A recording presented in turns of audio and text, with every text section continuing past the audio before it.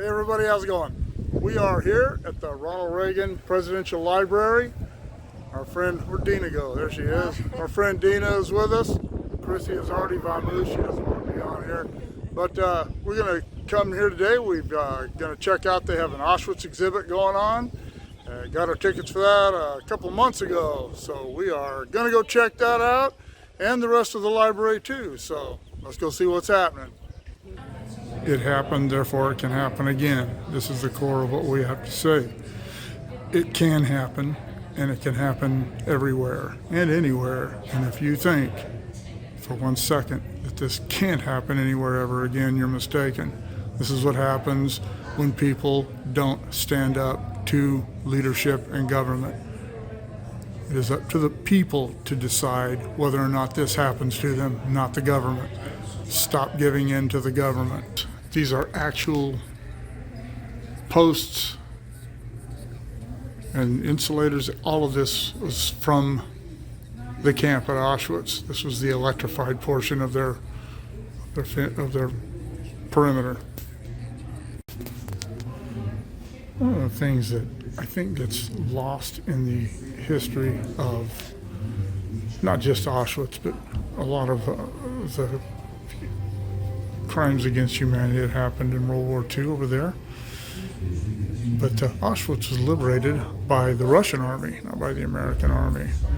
And it is said that you saw in that back there that these Russian soldiers were sickened by what they saw.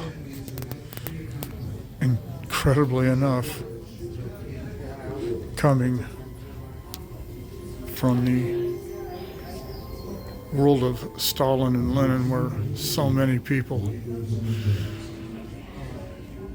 in the Soviet Union were murdered and imprisoned just like this. Ironic. The art of all truly great national leaders at all times consists in not dividing the attention of a people, but concentrating it upon a single foe. Sound familiar? The uniform of the Jews in concentration camps. If you've never seen the film Boy in the Striped Pajamas, you should watch it.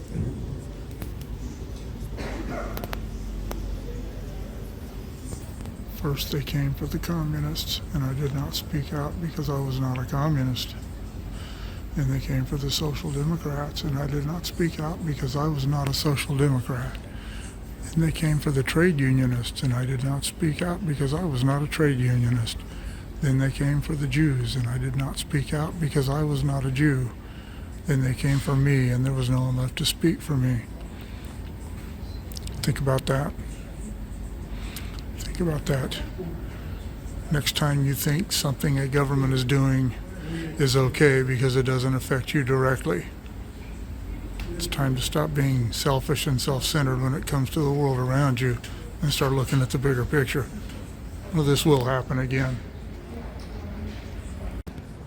One of the threads through this whole thing that I've noticed so far is how some of the Jewish people, and there's an interview with a Holocaust survivor named Hannah Arendt, and I'd seen that before. She spoke about how they weren't, it wasn't the treatment by their enemies that ruined them. It was how they were treated by who they considered to be their friends.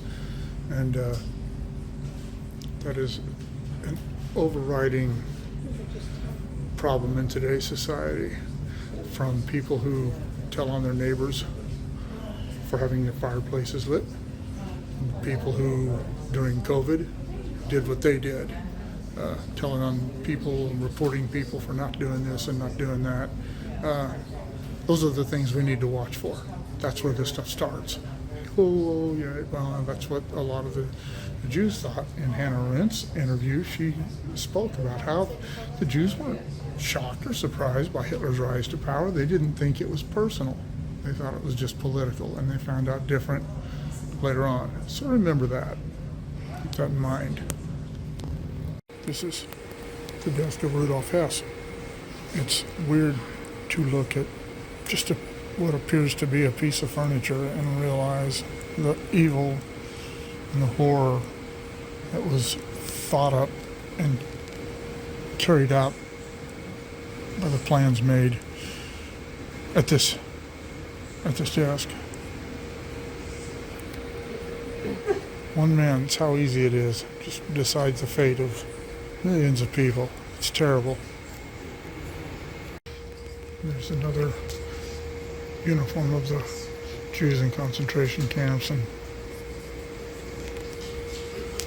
this one talks about all the jobs that they did when they were forced into slave labor. And I go back to the film The Boy in the Striped Pajamas, where the young German officer's son didn't even realize that this child was different than him. If you haven't seen that movie, you really should watch it.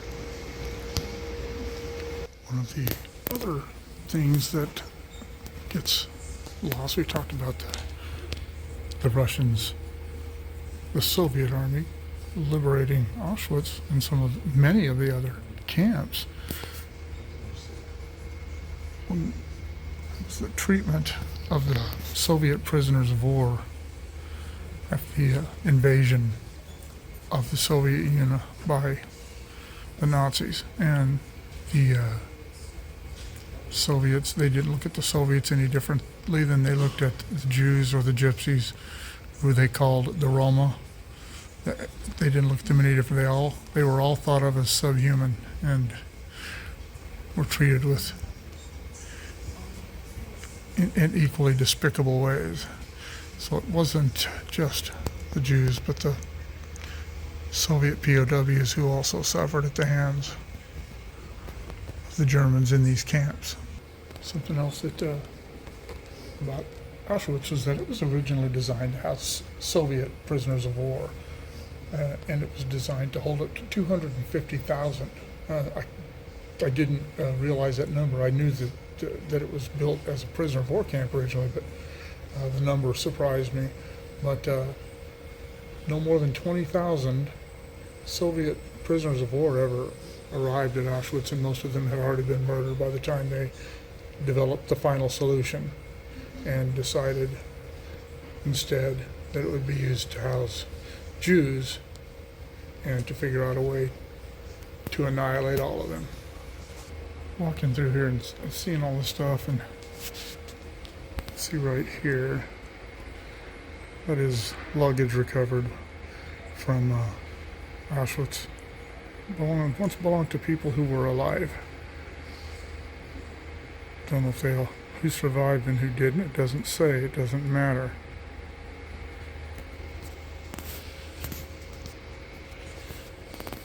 Photographs of all the people who were herded into these trains and then into these camps.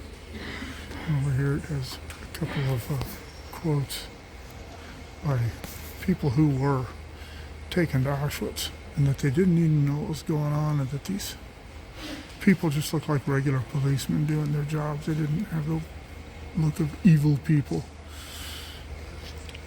And today, when I hear groups of people, especially in the United States, who are so spoiled and have it so good, no matter who they are or what group they are associated with, who feel that they're put upon or oppressed or enslaved in some manner, it makes me want to throw up. It really does. Because none of them have anything to complain about like the Jews do. None of them have ever been treated that badly, especially in the United States in the last 150 years. It's disgusting when I hear people compare themselves to this. People today have no clue what being treated badly is. They're not victims. They're volunteers. These people were victims. It's important to remember that the Holocaust was not just about adults, it was about children. According to this literature here, which I knew the children were involved, but of the 1.1 million Jews deported to Auschwitz, only 200,000 were admitted as registered prisoners. The other 900,000 were murdered shortly after their arrival. 200,000 of these were children. It also says that they, if they were with their parents or sisters or whoever their caregivers were, rather than causing a disturbance, like you do see in some films and stuff about this, that they didn't do that. They just sent the caregivers to the gas chambers with the children, and almost all children were immediately condemned to death along with their caretakers.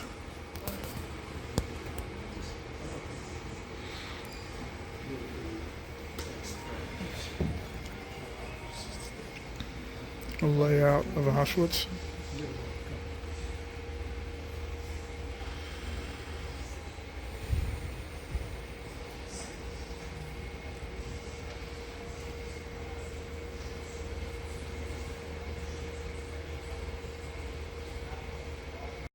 This is a drawing by a French Jew artist named David Olaire, who evidently did multiple drawings of, he was actually a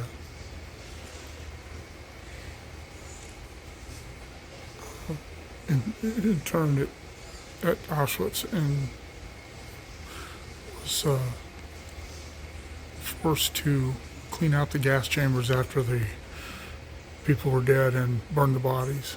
And this is one of the drawings he made. I can't imagine having to live with that. I just can't imagine it. This is another drawing by David Olaire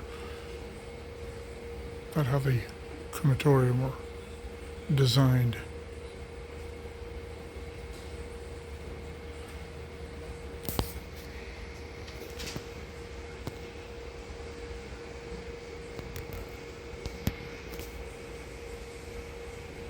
Another piece of work by David Olaire, and I guess I'm pronouncing that correctly. I don't know. Sorry if I'm not, but this is a pretty powerful painting right here. The clothing and the body, the child burning. The crematorium in the background, and Nazi overseer, and the words, "Work sets you free." Shoe and sock of a child.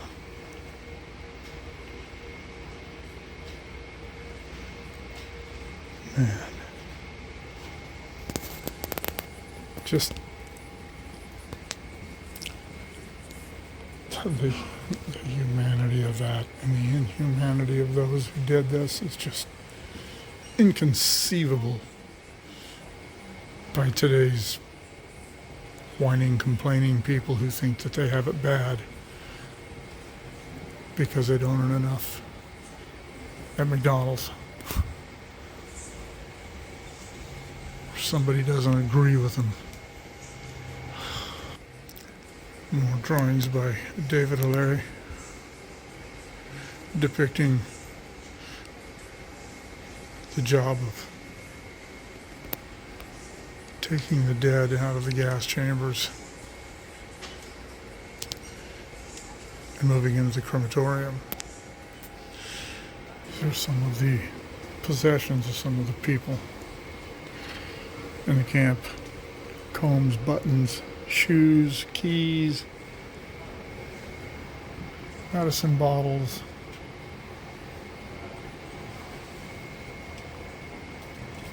All these people who arrived at these camps were completely stripped of their identity and everything they'd ever been. And for many of them, everything they'd ever be. Brushes, mirrors, can openers, things that, shaving brushes, things we take for granted, things that we lose and don't think anything about, or break and don't think anything about. But it was the last thing that so many people had.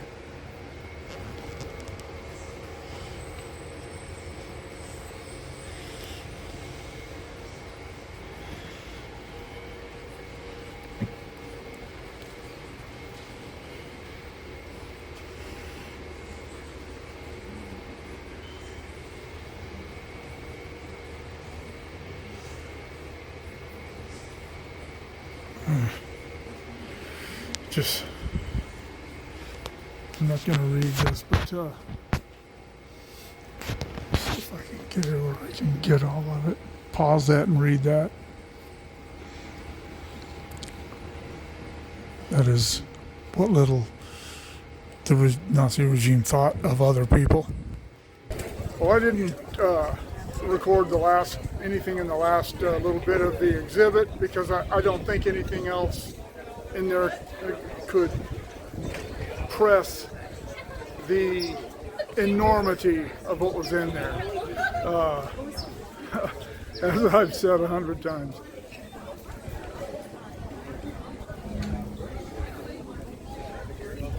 It's an emotional thing to see that humans could treat other humans that way. It's terrible. It's terrible. Don't ever let it happen again. One of the things I noticed in there is how subdued it was, how quiet, how solemn. I've been here, as I said, I've been here 5 times. 4 of the other times were also, three of the other times visiting exhibits. One about cars, the Da Vinci, and I can't remember what the other one was. I love this place, but it's always people talking and pointing and discussing what's going on, and this wasn't like that. You heard in there I was whispering, trying to maintain the honor and respect and solemnness of what was going on there, what was on exhibit there. It was very powerful. I know that this kind of thing isn't for everyone, but everyone should see it nonetheless. We can't let this kind of thing happen again. It's unlikely that I'll ever go to Europe, and I've never been, so I will probably never go see the actual places. This is as close as I'm probably ever going to get, and it's moving. And as I said already, and many, many other times in my life, if something like this doesn't move you, you have something wrong with you. You're wired wrong. There are people who still deny the Holocaust happened. Those people have never seen stuff like this. The artifacts, the individuality and humanity that was completely stripped from these people on their arrival at these places, and very few of them lived to regain that individuality and that humanity and those pieces of their lives. And it's good that some of them survived, but it's just a catastrophe that the Holocaust ever happened. And what's scary is it could easily happen again. We need to tend to the bigger picture and stop concerning ourselves with what our neighbor is doing. It's their business. They want to do this, that, or the other, that's their business.